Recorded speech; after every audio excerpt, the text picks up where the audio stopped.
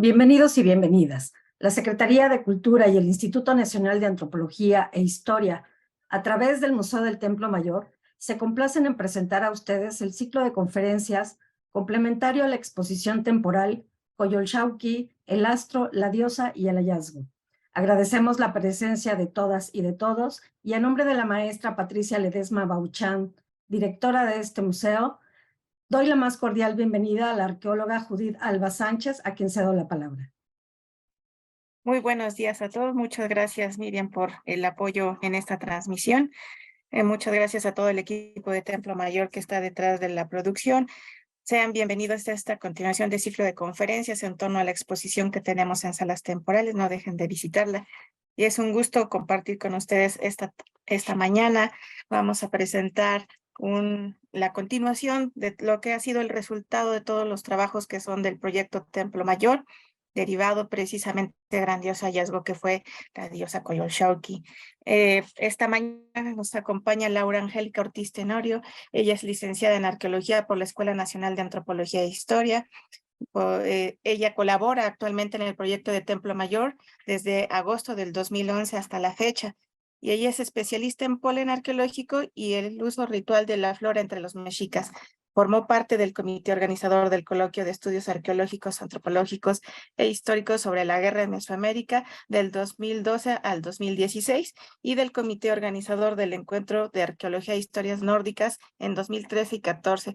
Ambos eventos se llevaron a cabo en la Escuela Nacional de Antropología. Bienvenida, Laura. Muchísimas gracias por aceptar estar con nosotros en este ciclo de conferencias que hoy vas a presentar de Flores y Espinas, los cardos de la ofrenda 129. Muchísimas gracias por aceptar. Muchas gracias por la presentación, gracias por la invitación también siempre, y pues muchas gracias a todos los asistentes por estar aquí y pues por compartir este momento con nosotros donde podemos justamente exponer algo de los hallazgos que hacemos de nuestro trabajo reciente en las excavaciones del proyecto. Entonces, adelante. Sí, gracias. Empezamos con la presentación. Gracias. Bueno, como ya les comentó Judith, el nombre de mi exposición es De Flores y Espinas, los cardos de la ofrenda 129. Y pues todo comenzó en realidad, en este caso, con el descubrimiento del monolito de otra diosa, en este caso de la diosa Tlaltecutli, que se llevó a cabo en el predio del mayorazgo de Nava Chávez, que se localiza, y que en tiempos prehispánicos esta parte formaba, parte de la plaza oeste del Templo Mayor de México, Tenochtitlan, un punto de gran importancia ritual. Si han visto las otras conferencias, han visto todo lo que se ha encontrado ahí, porque estaba justo al frente de las capillas de Huitzilopochtli y de Tlaloc, en un punto, digámoslo así, liminal para poder comunicarse con los dioses, con las divinidades, etc. A lo largo de la 7ª temporada del proyecto Templo Mayor se descubrió una gran cantidad de ofrendas, no solo debajo del monolito de la diosa, sino alrededor, y la ofrenda 129 forma parte de una de ellas. En este caso, en este mapa, lo que podemos apreciar son todas las ofrendas que se analizaron por restos polínicos, que es lo que nos importa en esta conferencia, y les explicaré a más detalle un poquito más adelante. La ofrenda 129 en particular se encontró en un relleno, no en una caja. Es decir, a diferencia de otras que se localizan precisamente, que sabemos que va a haber una ofrenda porque aparece una caja precisamente definida, en este caso se encontró dentro del relleno constructivo, lo cual indica que mientras se estaba cerrando un espacio ritual y se estaba rellenando con tierra, los sacerdotes mexicas colocaron ahí algunos objetos de valor ofrendando a los dioses. En este caso se encuentra entre lo que se denominaron las etapas 6 y 7. Al tratarse de una ofrenda en relleno, no tenía una forma definida. Sin embargo, se sabe que sus medidas son de este a oeste, 43 centímetros, de norte a sur, 50 centímetros, y una profundidad de 12.5 centímetros. Se fechó para las etapas 4B5, que corresponden al gobierno de Axayácatl y de Tizoc, eso quiere decir entre 1469 y 1481, o 1481 y 1486. Y bueno, no es una ofrenda tan llamativa como otras, pero es muy interesante porque estaba compuesta trata de espinas de maguey. La doctora Aurora Montúfar las identificó en 2 especies, como agave salmiana, que se refiere al agave pulquero, y agave angustifolia, que es el agave mezcalero. En esta foto se puede apreciar parte de las espinas. Todos estos puntitos son alfileres que los arqueólogos utilizaron para un mejor registro de la ofrenda. En total, se contabilizaron 120 púas, distribuidas a lo largo de 5 niveles, formando una franja. Y bueno, pues como les estoy comentando, a lo mejor a simple vista no es tan sencilla de identificar estas espinas precisamente por la gran cantidad de sedimento en las que se encuentran envueltas de tierra, es decir. Y esto es un punto muy importante, porque precisamente este sedimento es lo que da paso a que se pueda realizar el análisis polínico. Y es que una parte importante del proyecto, de la 7ª temporada del proyecto Templo Mayor, es que se dio pie a la realización de distintas investigaciones, no solo de las ofrendas, de poder registrarlas, sino también de analizarlas a través de procesos físico-químicos. El análisis polínico es una de estas cosas. ¿Por qué? Porque lo que permite es reconocer la flora que se localizaba ya fuera en los rellenos o que se hubiera colocado en las ofrendas. Esto se debe a que el polen no es solo este frasquito que se vende en las tiendas naturistas que se puede comer y que funciona como suplemento alimenticio. En sí el polen, incluyendo ese, es la célula masculina de las plantas con flores. Se localiza en las anteras, precisamente. Y bueno, como su función es llevar el material genético de una planta a otra, está recubierto de una capa muy dura llamada hecha de esporopolenina, que es una proteína, que lo vuelve resistente a a todo lo que podría estar expuesto durante el viaje. Este viaje se va a hacer a través de agua, de animales, mismos seres humanos, de viento, etc. Y bueno, es importante porque nos permite a los arqueólogos saber qué estaba ahí, ya que dura tanto, es tan fuerte esta capa protectora, que se conserva muy bien al interior de muchos contextos arqueológicos, y pues eso nos permite a nosotros recuperarlo. Más importante aún, todo esto que ven en el círculo son granos de polen, porque cada especie tiene una forma y características distintas, que permiten que al momento de que nosotros los veamos al microscopio, podamos distinguirlos en géneros, en familias, y en el mejor de los casos, en especies. Ahora, eso es lo que hacemos en el momento de excavar. Como les comenté, es una parte importante, por lo tanto, es de las primeras muestras que se toman al momento de la excavación.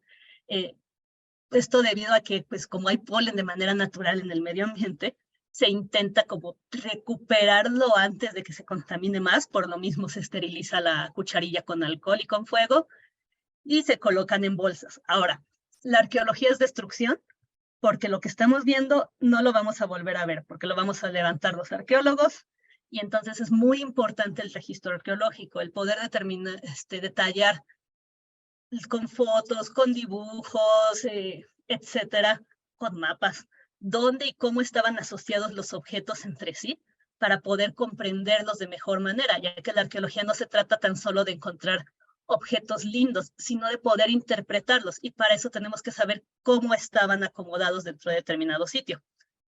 En el caso de la tierra, donde se contiene el polen, pues es difícil marcarlo en un dibujo, y por lo tanto tenemos que ser obsesivos al momento de levantar, de recoger y de muestrear, de poner etiquetas diciendo, se recogió de este nivel, que estaba en tal ofrenda, en este cuadrante específico, para igual poder tener una idea de qué estaba sucediendo.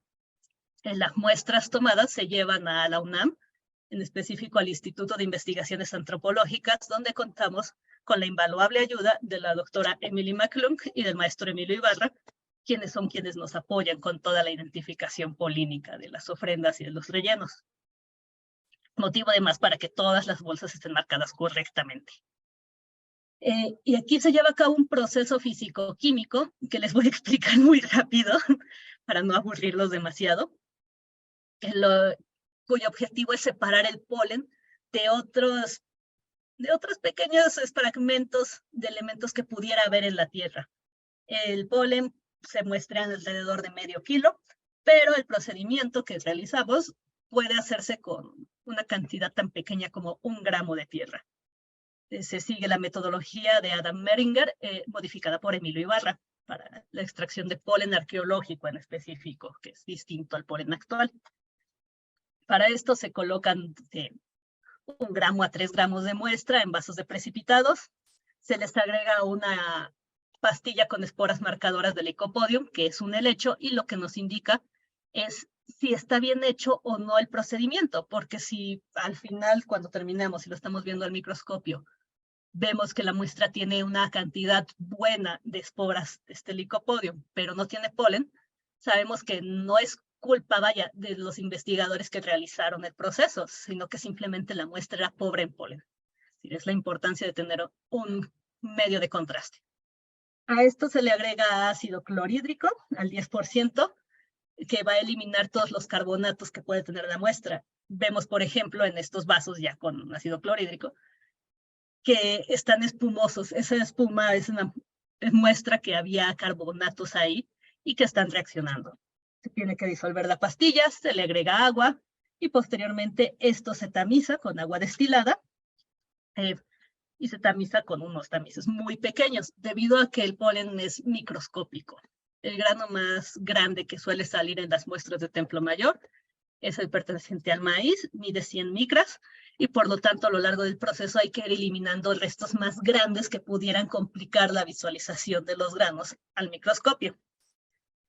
Aquí lo que se hace es centrifugar, posteriormente esto se centrifuga, se le quita el agua sobrante, se le agrega hidróxido de potasio al 10%, que el hidróxido de potasio lo que va a hacer es reconstituir un poco el polen. Finalmente, por más resistente que sea, es sujeto de todos los eventos de erosión, entonces va a estar un poco maltratado, en el mejor de los casos. Y aquí lo que ayuda el hidróxido de potasio es justamente a que esté un poquito mejor, digámoslo así.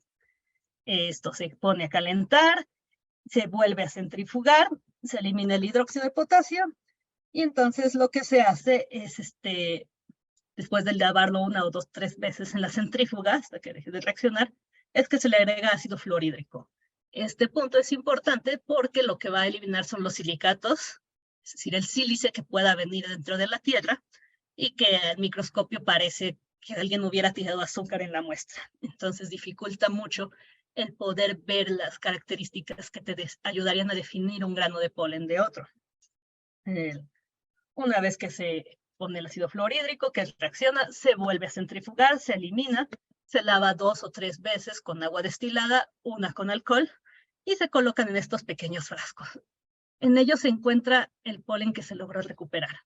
Y para poder verlo, se va a pasar a un portaobjeto, se va a montar con gelatina glicerinada, se le agrega un tinte, fucsina, que es lo que lo vuelve rosa tan llamativo, y que ayuda a distinguir en los granos, y posteriormente se ven al microscopio óptico, el microscopio óptico, se contabilizan y se hace el análisis. Ahora, como les comenté, hay granos de polen flotando en el ambiente todo el tiempo. ¿Cómo podemos distinguirlos de los de las ofrendas? Tenemos la ventaja de que las ofrendas son contextos cerrados, es decir, se fueron protegidos del polen que había en el medio ambiente en ese momento, y si se colocaron flores intencionalmente, idealmente tendría que haber más polen de estas que de lo del medio ambiente. Pero, pues, para poder comparar, justamente también se hizo el análisis de lo que se denominó una columna polínica, compuesta por las operaciones 1, 3, 6, 5, 10 y la ofrenda 141 de la 7ª temporada del proyecto Templo Mayor, que se pueden apreciar en este mapa. Estas operaciones se caracterizan por ser rellenos constructivos, y entonces los resultados que arrojaron fue todo este polen, esta gráfica muy somera que ayuda a poder comprender qué es lo que se veía y que nos demuestra el medio ambiente que existía durante la época mexica aquí en la Cuenca de México, más en específico en el Templo Mayor de Tenochtitlan. Lo que muestra es una gran cantidad de pináceas, de poáceas, que son pastos, y amarantáceas, que corresponden a los amarantos y quelites. Y como les comenté, todos estos granos, las fotos de estos granos son de nuestras investigaciones. y pues están representando el medio ambiente que rodeaba la cuenca en ese momento. Están hablando de los bosques de pinos, de abies, de abetos que rodeaban a la cuenca en las montañas. Están hablando de los pastizales que también se encontraban por estas zonas, de las plantas comestibles ya fuera que se dieran de manera natural, de forma ruderal en los caminos, o que se cultivaran en las chinampas, etcétera, ¿no? Es decir, nos dan una breve visión de este mundo que pues ha cambiado a lo largo de 500 años totalmente, desde el hecho de que ya no está el lago hasta el mismo cambio climático. Esta es los resultados del polen de la ofrenda 129, ya entrando en materia. Vemos una gran cantidad de pinos porque los pinos, el polen de pino es anemófilo, es decir, el viento lo mueve y pues al estar cerca del lago tiende a ir hacia allá por las corrientes de aire, entonces es relativamente normal encontrar una cantidad grande de pinos y de pastos, de poáceas, por la misma razón, pero destacan las asteráceas, el puntito como rosa claro, casi blanco, que están en mayor proporción en la ofrenda que en el relleno.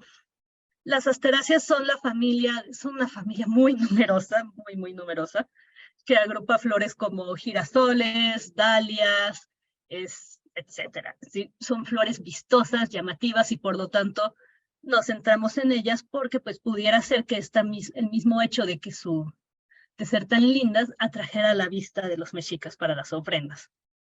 Y en este caso lo que se encontró, más específicamente hablando, fueron cardos. Específico Cirsium pinetorum, este es un grano de Cirsium pinetorum. Actualmente se conoce como espuela del diablo o tepoxquequeyol. Crece en cerros y matorrales, entre los 2.700 metros sobre el nivel del mar, y pues se tratan de esta flor que se ve aquí como espinosa, justamente. Y también se encontró Cirsium mexicanum, que es del mismo género, pero distinta especie, cardo santo o cardo, que crece hacia la zona de los volcanes entre 2.000 y 3.900 metros sobre el nivel del mar. Esto implica que no era flora que se encontrará cerca en las riberas del lago, sino que tuvieron que ir por ellas hacia las zonas montañosas para poder colocarlas. Sabemos que los mexicas conocían los cardos y que se les daban nombre ya fuera de Huixquilich, Huayhuixquilich o Tlepatli, que mencionan Juan de la Cruz Badiano y Fray Juan Navarro en sus obras.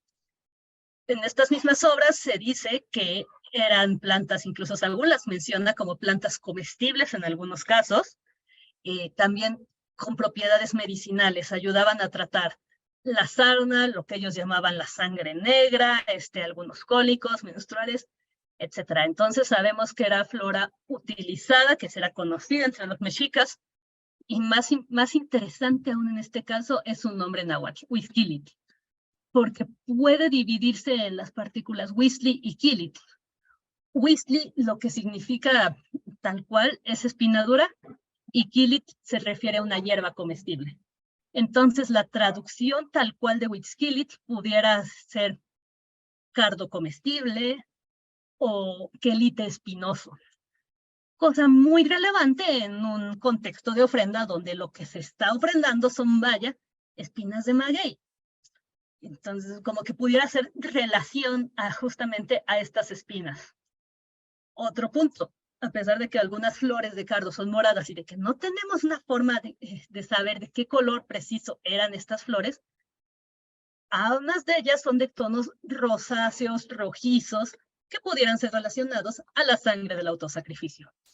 Aquí es muy importante señalar el hecho de que algunas de las espinas localizadas en la ofrenda tenían todavía filo, lo cual pudiera implicar que fueron utilizadas en rituales de autosacrificio. Sabemos que esta es una práctica muy común dentro del México central, durante la cual los sacerdotes, en este caso, que serían los que estuvieran consagrando el espacio ritual, se punzaban la lengua, las orejas, los brazos, las piernas, los pezones incluso, los hombres el pene, para poder ofrecer esta sangre con la que se alimentaba a los dioses, que pues obviamente tiene un color rojo brillante que están emulando las espinas del cardo.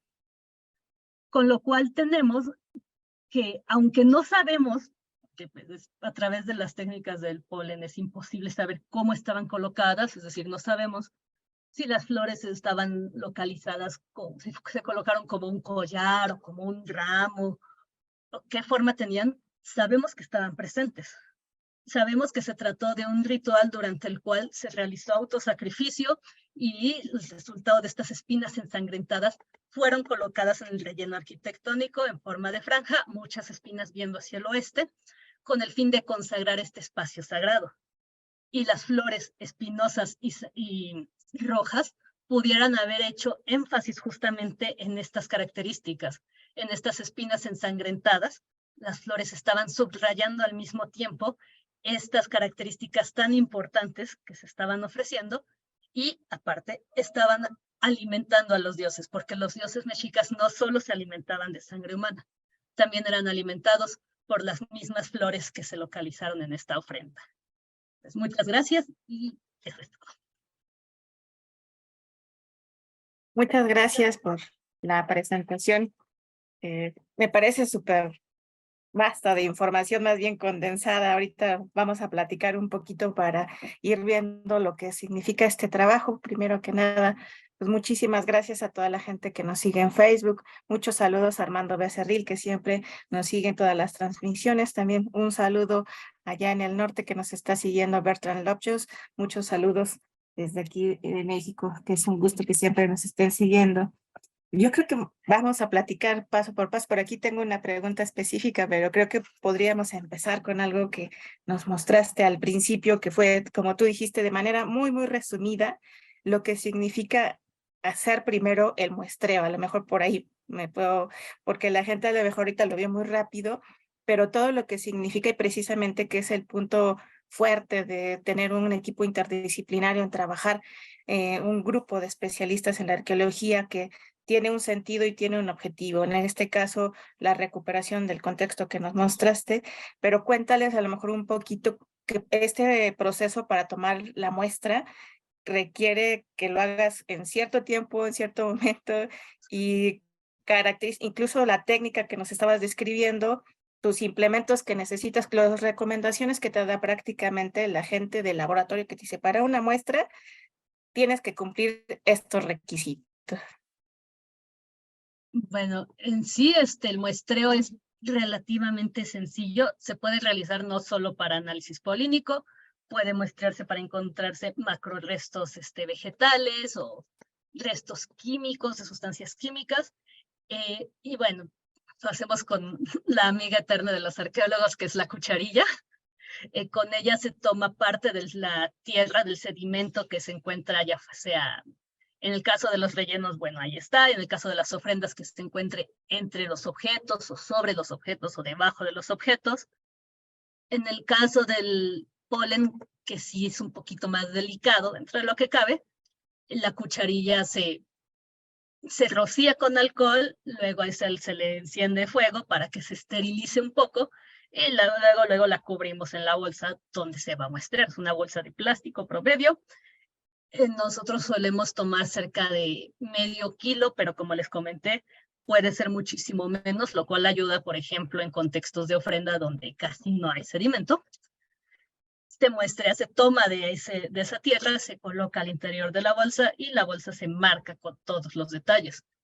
Aquí ayuda mucho, por ejemplo, el hecho de que se puede trabajar como al mismo tiempo en el laboratorio y en la zona que se está excavando, porque significa que yo sé de dónde proviene esa tierra. En determinado caso puedo decirle a mis compañeros que están excavando, oye, ¿sabes qué? No recojas, por ejemplo, arena, porque la arena casi no guarda polen.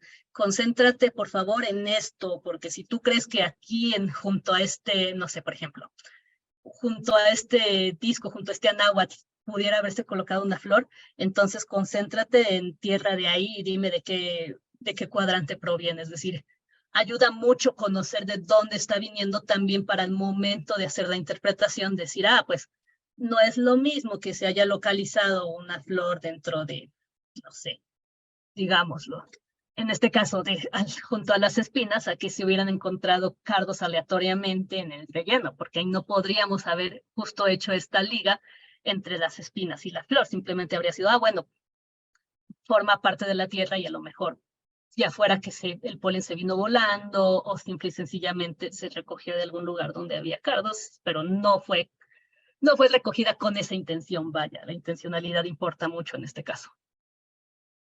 Efectivamente, estas muestras que metes en la bolsa y luego a veces se tiene que sellar con doble, las tienes que procesar antes de que hagas tu proceso en laboratorio, pasan un tiempo para que las saques, se tengan que secar y luego empezar a hacer otro proceso antes de meterle todos los químicos que nos mencionaste.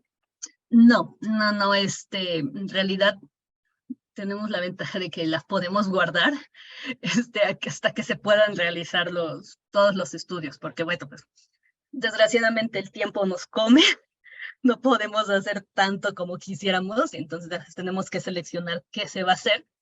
Y bueno, en determinado caso que se dé la oportunidad de que, por ejemplo, alguien quiera hacer la tesis o le ofrezcan el tema, como sucedió conmigo, aquí están las muestras y se puedan llevar. Entonces, por ejemplo, se pueden analizar muestras que fueron tomadas en el 2017, pero que siguen guardadas, porque es importante que conservemos todas estas cosas, justamente para cuando se dé la oportunidad de que se pueden realizar los procesos, hacerlos.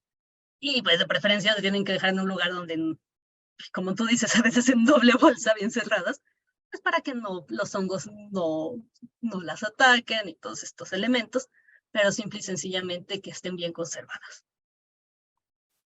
Sí, lo pregunto porque igual en el mundo de la arqueología creo que todos los colegas lo sabrán, ¿no? Que siempre se toman muestras y saber más o menos si hay como un rango, un tiempo de que estas bolsas se puedan procesar en algún momento o pasando o más bien es las condiciones para que tú puedas descartar si una muestra ya no te serviría analizarla o la puedas seguir procesando. Pues aquí la ventaja es que mientras las bolsas estén cerradas, se pueden seguir analizando. Entonces, así que no hay límite siempre y cuando estas bolsas hayan estado cerradas. De hecho, en algunos casos se encuentran hasta cerradas con grapas, porque pues es lo que ayuda a sellarlas. Y pues, puede ser complicado, por ejemplo, quitarlas en el laboratorio, pero en realidad no afecta en sí a la tierra. Muchas gracias. Por aquí me están preguntando que si hay referencia de la flor de Nochebuena y la flor de cempasúchil en esta ofrenda o a lo mejor en otras que tú conozcas que se hayan registrado. No, desgraciadamente no. Yo también hubiera esperado encontrarlas porque pues, son relevantes dentro del mundo náhuatl, pero al menos en las ofrendas que se han analizado hasta el momento no se han encontrado ninguna de estas dos flores. Y bueno, también uno puede preguntarse por qué, pero hay tantas que faltan que es imposible hacer un estudio tan detallado, la verdad. Es una cosa que se tiene que mantener en proceso. Gracias. Veamos por aquí. Me preguntan también que en qué otros depósitos en contextos de Templo Mayor tenemos evidencia de uso de cardos. De cardos. No, esta es la única donde se encontró cardos, en las otras está, pero de manera incidental. No es una flor que se repita tanto, en realidad, dentro de las ofrendas estudiadas. Bueno, hay que por ahí otra vez puntualizar que el ejemplo que tú nos estás poniendo de la ofrenda 129 es un contexto que, como tú nos presentaste en un mapa, es lo que sería la plataforma de donde terminaba el Huaytocali, enfrente, ¿no? No directamente asociado al monolito de la diosa, sino que está relacionado más bien con esta parte de la última. Sí, me mencionaste, ¿no? Hay la etapa con las que están relacionadas y no directamente con el monolito, porque me estaban preguntando, ¿no? Aquí un poquito. Sí, así es. No es del mismo periodo que el monolito, es previa. Pues Trapas 4B5, que son gobiernos de Xayacatl y Tizoc. Entonces, eso fue una ofrenda previa al monolito de la diosa Tlaltecutli. Me preguntan por aquí si las plantas usadas son comunes, o sea, estas que mencionas son comunes en otras ofrendas. No, en otras ofrendas no son comunes de encontrar. También eso es interesante porque, al igual que hay ofrendas que son, por ejemplo, de cuentas de piedra verde, y no todas las ofrendas tienen cuentas de piedra verde, entonces están hablando de un discurso muy determinado hacia los dioses. Hay que recordar que esos son las ofrendas. Son discursos articulados que se ofrecen a los dioses y que por lo tanto cada uno de ellos responde a una necesidad determinada y puede ser único. Es único en realidad. Por eso también es tan bonito excavar en Templo Mayor, porque cada contexto va a ser único, cada contexto te va a dar información particular que podemos, por supuesto, complementar con otros similares, pero que estás refiriéndose a un detalle específico y por lo tanto uno siempre puede encontrar sorpresas dentro de lo conocido. Pues eso es lo maravilloso de este trabajo que estás haciendo para justo platicar y contarle a nuestro público, que es un proceso muy largo, como lo estaba contando. De hecho, eso es una pregunta que quiero hacerte para que también el público conozca un poquito de cuánto tiempo te lleva preparar una muestra, desde que inicias, a lo mejor, no, ni siquiera en la recolección, desde que inicias tu tiempo en laboratorio hasta que procesas una sola muestra. Ay, o sea, sí es un proceso largo. El procedimiento para extraer el polen puede llevarse de 2 horas a un poco más, dependiendo también de qué tanto reaccionan las muestras. A veces reaccionan mucho y entonces los tiempos se alargan un poquito porque entonces hay que dividirlas en más tubos, se duplica el tiempo, etcétera. Pero aproximadamente son 2 horas, más el tiempo de verlo al microscopio. Y ahí sí no hay una medida estándar, porque hay muestras que a lo mejor no tienen nada de polen y entonces te las echas en 1 hora. Y en cambio hay otras donde hay que ir detallando y en otras donde pues todo el polen que está saliendo tú lo conoces ya, entonces simplemente lo vas marcando. Otras donde vas a encontrar y dices, no sé qué es este grano, entonces tienes que buscar dentro de los catálogos de polen moderno para poder saber cuál es. Y una vez que se tienes en el laboratorio, lo que yo hago es fotografiarlas, se toman fotografías, eso no lo mencioné, y en la computadora se pueden ver con más detalle, pues las puedes ampliar, las puedes manipular un poco más a tu conveniencia para poder ver detalles y poder en este caso llegar al punto de poder decir, ay, este es un Cardus subcoriáceo, este es un Cardus mexicanus, que ya es la especie. Y esto también, si el polen está en buen estado como estos, es rápido dentro de lo que cabe. Y si no, y tienes que buscar más catálogos polínicos que no siempre están al alcance de todos, es una cantidad larga. Entonces yo diría que pueden ser semanas, identificando una muestra nada más. Gracias, justo eso es lo que era muy importante comentar al público, ¿no? Que procesar una muestra, aparte de, porque al final cuando tú tienes que hacer como también estadísticas en algún momento, eso se lleva un rango de tiempo, es una sistematización que tienes que llevar un control muy, muy específico y como dices, aparte del tiempo de poder identificarla, por eso es súper importante que la gente que está trabajando en Templo Mayor cada vez está buscando esta especialización porque de esa manera podemos tener mucho más datos, ¿no? Como lo cuenta aquí Laura, conocer toda la diversidad de polen es conocer verdaderamente enciclopedias, ¿no? Y reconocerlas de microscopio por la forma, el tamaño, pues se te agradece precisamente y se reconoce todo ese trabajo que hace. Ahora sí que es estar haciendo investigación a microscopio, ¿no? Por aquí me preguntaban precisamente si este tipo de técnica se aplicaba al ADN en las espinas con sangre. A lo mejor platicar que esta es una técnica específica y para eso hay otra técnica, ¿no? Así es, sí, en este caso estaríamos hablando ya de otro asunto. Y bueno, como dices, aquí, somos un equipo multidisciplinario, entonces se le toca a otro especialista porque va a ser precisamente otro procedimiento, es decir, las espinas en sí no van a tener polen porque no eran flores, punto, de entrada. Para el caso de saber si tenían sangre o no, se tendrían que hacer análisis químicos para poder detectar los elementos que nos dijeran, sí, aquí había sangre. Y eso ya requeriría otras técnicas, analizar si son técnicas destructivas o no, porque hay técnicas que destruyen el material y entonces uno tiene que evaluar qué tan bueno es hacerlas o no, saber si se tiene los contactos en los laboratorios que te puedan apoyar, que no te puedan apoyar. Entonces ya estamos hablando de otro mundo ajeno totalmente, pero que nos daría muchísima información de podernos tener. Muchas gracias por las respuestas y sigan mandándonos aquí sus preguntas. Por acá también me están preguntando que si las flores tenían un uso ornamental o más bien una especie de itacate para el muerto. No sé si encontraste alguna referencia o algo sobre esto.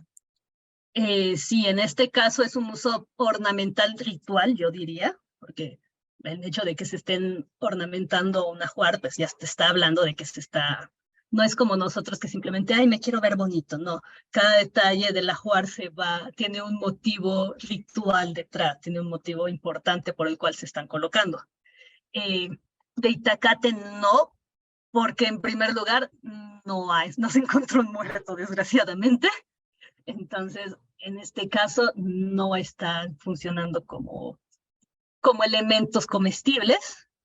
Y bueno, por ejemplo, si hay casos donde se ha encontrado, sobre todo al interior de ollas Tlaloc, restos de semillas de maíz, chía, amaranto, que se pueden ver en la sala 6 del Museo Templo Mayor, por cierto, visítenlo, y que identifica a la bióloga, la doctora Aurora Montúfar, es decir, pero ya te están hablando de otra dimensión. En el caso de las flores, lo que pasa muchas veces, por ejemplo, en ofrendas donde se encuentra maíz o amaranto, es que de lo que está hablando no es de los granos, se está hablando de la fase previa a los granos. Porque para que exista justamente la mazorca o los granitos de amaranto, primero tiene que haber una flor que va a buscar reproducirse y después dar granos. Entonces, al momento de tomar la flor, se está cortando la posibilidad de esa planta de que se reproduzca. Estamos hablando de que se utilizan dos elementos totalmente distintos. Y bueno, en todo caso, si vamos a buscar flores comestibles, tendremos que pensar, por ejemplo, en flores de calabaza o algo así, o quelites quizás. Justo en la plática nos comentabas un asunto de que identificaste precisamente de estas familias un poco más, que también eran los quelites, bueno, de esta rama del quelite espinoso, y mencionabas que era bien importante saber como los contextos, porque muchas de estas, como la amarantácea o los quelites, son plantas que crecen a veces así de manera como salvaje, ¿no? Digámoslo así. ¿Y cómo logras discernir entre la intencionalidad de si estuvieron en ese contexto y otras que quizá como que crecieron en ese contexto, ¿no? Sí. Bueno, justamente ese es un problema, sinceramente. Ayuda mucho el contexto, como les mencionaba, una cosa es encontrar todo este polen de quelites dentro de los rellenos, y entonces te está hablando justamente de estos que tú mencionas que crecen de forma salvaje, y otra en las ofrendas. Y en el caso de las ofrendas tampoco es que digas, ay, todo el polen que está ahí fue intencional. No, nos fijamos en la cantidad de granos de polen que se está localizando y ahora sí que en su calidad, en la forma en la que están. Es decir, hay otra ofrenda, la ofrenda 149, en la cual, por ejemplo, sí se encontraron restos de amaranto, polen de amaranto, y que hablaría de que se colocaron las flores ahí, flores rojas. Pero destacan porque es una cantidad muy grande de amarantáceas en comparación con las de otras ofrendas, y porque los granos estaban en muy buen estado, es decir, no se encontraban tan rotos, ni, ni tan aplastados, ni doblados, lo cual nos habla de que fueron protegidos de todos los elementos, todo el proceso postdeposicional a los que se enfrenta cualquier objeto arqueológico, y que los irían erosionando con el paso del tiempo. En este caso, el hecho de que estuvieran tan bien conservados y se hubieran encontrado en un contexto cerrado, la gran cantidad de ellos implica la intencionalidad, es lo que nos ayuda a poder diferenciarlos de los que se encuentran en los rellenos. Y si esto está muy maltratado, es imposible que haya sido colocado con la idea de, oh, voy a colocar una flor aquí. Muchas gracias. Y justo lo que platicábamos es que actualmente existe ahí en el Puente Liga una exposición que justo Laura nos presenta un poquito de lo que ahorita nos está platicando. La pueden visitar. Es una representación muy gráfica de justo ahorita lo que estamos platicando, pero más específico. Entonces las invitamos a que también la conozcan. A lo mejor platícanos un poquito de la exposición fotográfica que tenemos ahí en Puente Liga, Laura. Bueno, es una exposición que se hizo con todo el equipo de Templo Mayor. todo el trabajo de arqueología es un trabajo en equipo finalmente, porque pues requerimos de la información, del apoyo de los compañeros, de que te ayuden. Y aquí en este caso es relevante mencionar a Tamara Velázquez, quien hizo todo el diseño, que hace que luzcan mucho más, que sean más visuales. Lo que se puede encontrar, lo que pueden ver cuando pasen por ahí, va a ser distintos granos de polen y la flor de la que provienen, provenientes de las ofrendas del Templo Mayor. Es decir, la flora que se encuentra ahí es flora que proviene de las ofrendas. Toda fue colocada con cierta intencionalidad y van a poder apreciar que, por ejemplo, compartían algunas características como el hecho de que fueran flores de colores brillantes como el rojo, el amarillo o el blanco, llamativas y algunas aromáticas. Van a encontrar cosas que a la fecha son comunes, por ejemplo, de alguna manera, dentro del mundo simbólico mesoamericano, como el yautli o pericón. Van a encontrar dalias, un poco de maíz, es decir, es una buena forma de poder ver qué hay, y muchas de ellas que contienen, que siguen teniendo más bien uso, ya sea ritual dentro de las limpias. Por ejemplo, los cardos se siguen utilizando en limpias en algunos casos, o medicinales, por ejemplo, la flor de guayaba, que viene de otra ofrenda, y por esto aquí no hablamos de ella, se utiliza en tés a la fecha para poder curar dolores estomacales. Todo esto es lo que pueden apreciar si andan por el centro y pasan por el Puente Liga. Flores para Huitzilopochtli, a lo mejor porque nos cuentes justo si la idea salió de los contextos o más bien de lo que simbolizaban estas flores, de donde se inspiraron para el título de la exposición. En realidad es un poco de los contextos, porque la gran mayoría de ellos, es que todos, están del lado de Huitzilopochtli, es decir, del lado sur.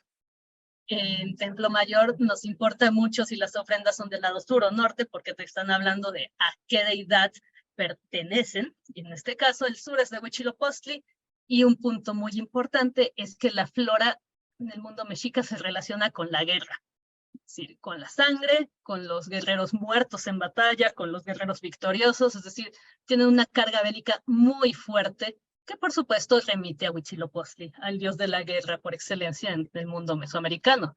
Entonces, y también es una deidad a la que dentro de los cantos se le menciona constantemente como que se le están ofreciendo flores fragrantes, ya sea porque estas flores sean metafóricas representando a guerreros que están dando su vida en la batalla, o que sean flores como tales aromáticas con las cuales se agasajan a los guerreros victoriosos, y a Huitzilopochtli, que pues es el guerrero victorioso por excelencia.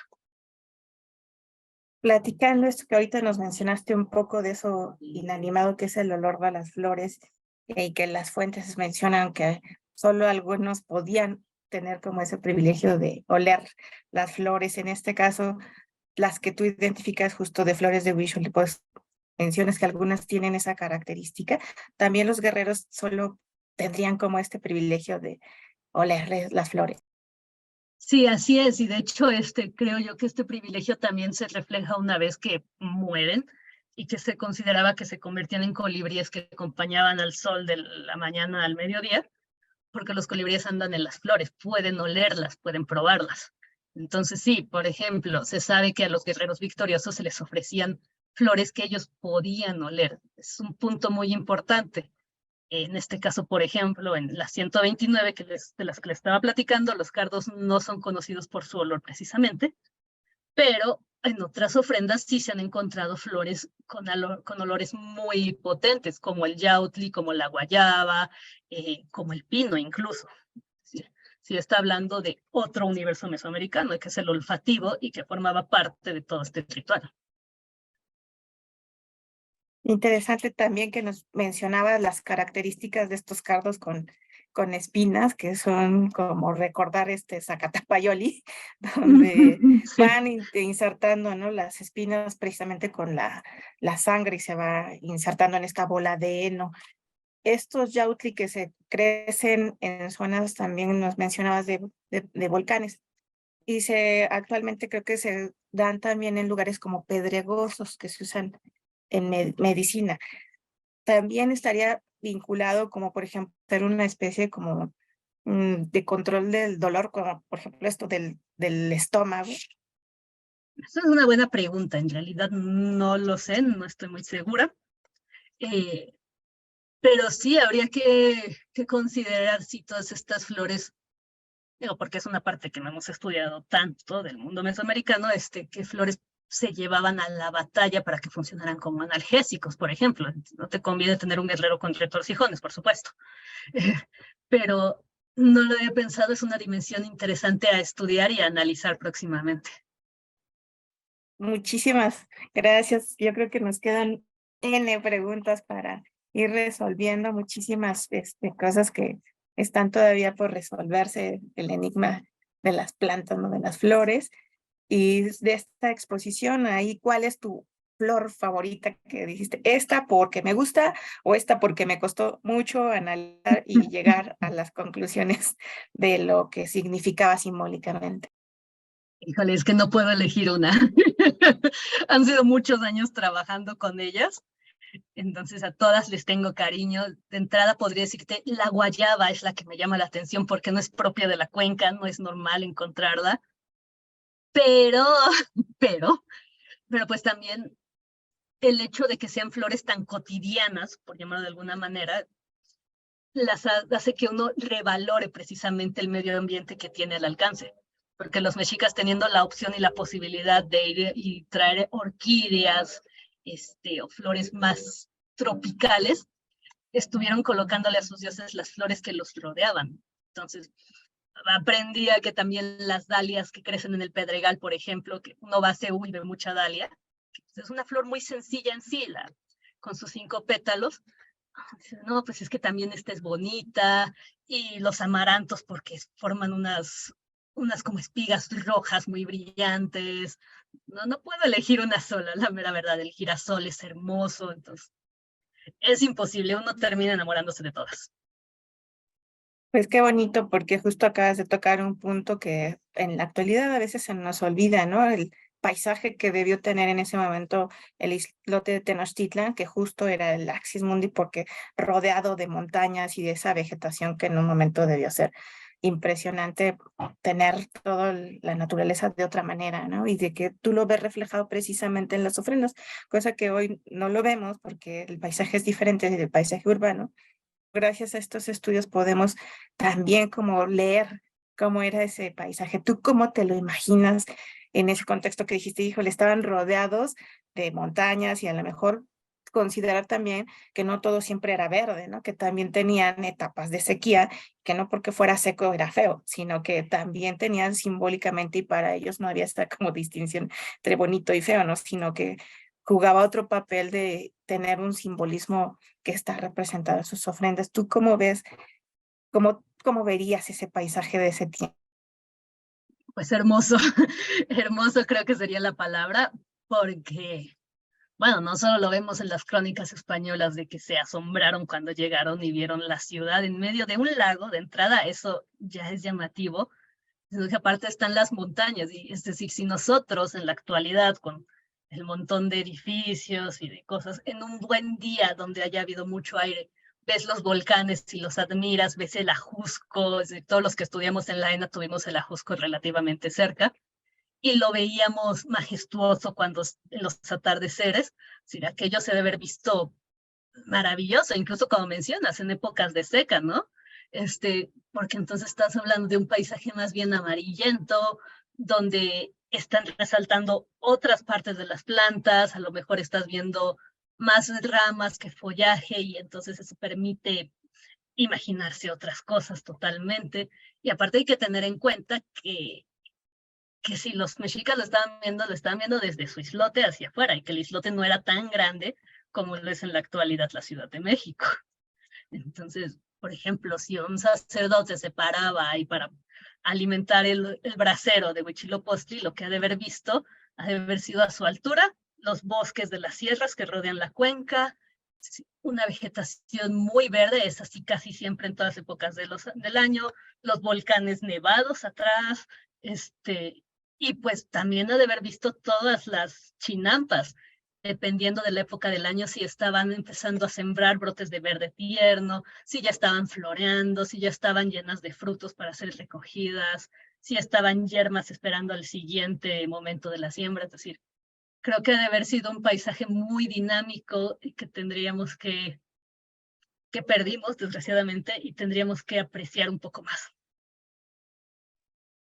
De las flores estas precisamente que mencionas, el girasol sería parte de sí es parte fundamental de la flora prehispánica. Sí, el girasol hasta tiene un nombre náhuatl llamativo, Chimalxóchitl, flor del escudo, y sabemos que en algunos casos era cultivada en las chinampas, porque tenía usos no solo medicinales o alimenticios, sino también pues rituales. Entonces también era, y ornamental, entonces era una flor que se cultivaba y hay que imaginar alguna chinampa con sus girasoles. Sí, justo equiparándola a lo mejor entre cempasúchil y girasol, que las dos súper amarillas, las dos convivían en importancia o una era más importante que otra, o más representada más bien en las ofrendas. Esa es una buena pregunta, la verdad. En las ofrendas, pero hay que mencionar que a pesar de que se han analizado muchas ofrendas, no son todas, entonces todavía nos queda un universo por analizar, como para poder decir tal flor era más importante que la otra. Pero creo que es interesante que no son de la misma temporalidad, es decir, el girasol se da unos meses antes del cempasúchil. El cempasúchil se da más hacia noviembre, que es cuando tenemos las fiestas de muertos. Entonces, como que están hablando también de distintas épocas, aunque no se puede decir tajantemente que ya se acabaron, sí está hablando de unas temporalidades más o menos variables. Pues muchas gracias. No sé si quieras ir mencionando algo más que de esta exposición que tienes ahí con muchos carteles, los ejemplos de las flores, los nombres en náhuatl que pusiste también, el proceso un poquito para que conozcas, algo más que quieras agregar para que nuestro público la pueda visitar. Pues que la visiten y aprovechen también para visitar el museo, que les queda ahí cerquita, en la zona arqueológica. Y bueno, creo yo que parte importante del análisis del polen es que te obliga a imaginar, porque a diferencia de otros elementos arqueológicos que ahí están y que uno ve, los granos de polen, desgraciadamente la flor se va perdiendo por su mismo carácter orgánico. Entonces uno es el que tiene que ejercitar la imaginación y pensar, a ver, qué flor, cómo era, qué color tenía, qué aroma tenía. Entonces yo diría que ya que vayan, que vean la exposición y que ejerciten la imaginación volteando hacia el lado de donde está la zona arqueológica y se imaginen no solo un montón de piedras grises, sino el templo mayor en sus mejores momentos, con sus pinturas, con estucados blancos, con sus serpientes de colores, y que imaginen que aparte de todas esas piedras que se están viendo, también estaban las flores otorgando su aroma. Los invitaría a hacer ese ejercicio de imaginación y como envolver todo el medio ambiente ahí. Y ahora sí que como, no sé si todavía hay gente aparte de mí que se acuerden de hacer comercial, de pensar dónde estás parado, qué pasó ahí hace 500 años. No sé, ¿sugerirías algo de bibliografía para complementar la información sobre las flores? Sí, hay algunos ejemplares de arqueología mexicana sobre flores en el arte mesoamericano, sobre plantas alucinógenas, si eso es lo que les gusta, son también muy divertidas, sobre amaranto, sobre maíz, sobre maguey, esos son ejemplares de arqueología mexicana. Y también les recomendaría el libro de Doris Hayden, que se llama La flora en Mesoamérica, que se puede encontrar en bibliotecas de la Biblioteca Central, si no me equivoco. Y también, si les interesa el Yautli, la tesis de Dora Sierra Carrillo, que se llama El demonio anda suelto. Ese también se los recomiendo. También creo que se puede encontrar en internet, en las páginas de la UNAM. Recomendaría esas y pues ya de ahí irse especificando cada quien. Muchísimas gracias por la conferencia. Ha sido un honor estar contigo y gracias por ilustrarnos también un poquito más allá de lo que la ofrenda significa. Ya como en el ciclo de conferencias hemos visto todo lo demás que no vemos así macroscópicamente, los colores, los olores, lo que no se ve, ¿no? Lo inanimado, pero que debió ser parte de esos conjuntos de depósitos y por supuesto esta reflexión pues nos lleva precisamente de cuando la diosa Coyolxauhqui se halló y también se encontraron parte, ¿no? De sus ofrendas, pero todo lo demás que no se conoce pues debió estar ahí, ¿no? En ese momento. Y como lo van descubriendo ustedes en todos los contextos de ofrenda que se van analizando. Muchísimas gracias, Laura, por estar con nosotros. Gracias al proyecto de Templo Mayor porque van a presentar un ciclo de conferencias, que por favor no se lo pierdan. Por ahí vamos a tener todo un ciclo en este mes, precisamente de lo que todo el equipo de Proyecto Templo Mayor ha ido descubriendo. Vamos a estar con Adriana San Román, Karina López, Alejandra Aguirre Molina y Antonio Marín Calvo, Rodolfo Aguilar Tapia, Jacqueline Castro, Karina López, Mary Lady, para que nos platiquen un poquito más precisamente de estos resultados. Los esperamos. No se lo pierdan, es un gusto siempre estar con ustedes este fin de semana y no dejen de visitar la exposición de Coyolxauhqui que durará hasta el 2 de julio. Muchísimas gracias. Nuevamente, gracias por aceptar la invitación y por mi parte es todo muy buen fin de semana.